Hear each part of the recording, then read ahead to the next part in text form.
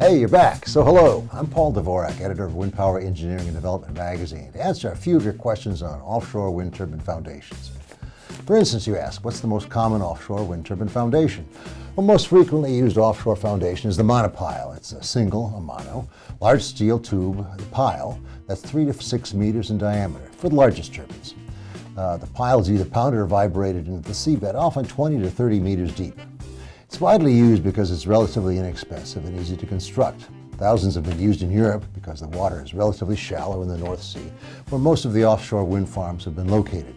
What's more, countries there have about 40 years of experience with monopiles. There are many other designs. For instance, the gas and oil industry often use gravity-based foundations. Ones so heavy they just stay in place. These are enormous steel structures that can be hundreds of feet tall. What are some of the other foundations? Well, there are dozens of working designs and concepts. Each proposes to solve a different problem, but only a handful are used. For instance, the monopile works well in shallow water. Deeper water calls for more legs for greater stability.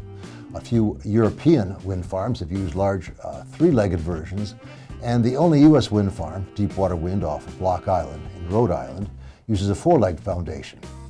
Although an English engineer told me that the 23-meter water depths of Rhode Island could have used the less expensive monopiles. But the construction experience on the U.S. Gulf Coast, where the foundations were fabricated, is most familiar with welding four-leg foundations. So Block Island got a four-leg foundation.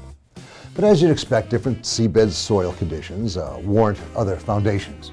When the water is too deep, the foundations must float. Although that technology is just getting started, we'll cover it in a later video. Now, you ask, what are some of the more unusual foundations that are embedded in the seafloor? Well, two unusual designs include the friction wheel and the suction bucket. The friction wheel calls for welding two or more large concentric rings to each other with spokes, and a monopile in the center. The monopile is driven into the seabed along with the friction wheel, and then the space between the wheel and the monopile are filled with rocks and stones to hold the whole thing steady. The design is intended for seabeds or lake beds with loose soil. I do not know where the design is used, although it's been proposed and then rejected for the Icebreaker project planned for Lake Erie because of its relatively loose soil conditions. The suction bucket, on the other hand, has found use in Europe and will be used on the Icebreaker wind farm. I think it's the more clever of the two. As the name implies, the bucket's a large cylinder, one end open and one end closed. For Lake Erie, it'll be about 15 meters in diameter with a skirt length of 11 meters and a monopile on the top. To install the foundation, it's placed on the lake floor, open end down, and the water pumped out. Differential pressure on the top will push the bucket into the soil. The bucket's also divided into several sections, so if it does not go straight into the soil, pressures can be adjusted in the individual sections to correct any tilting.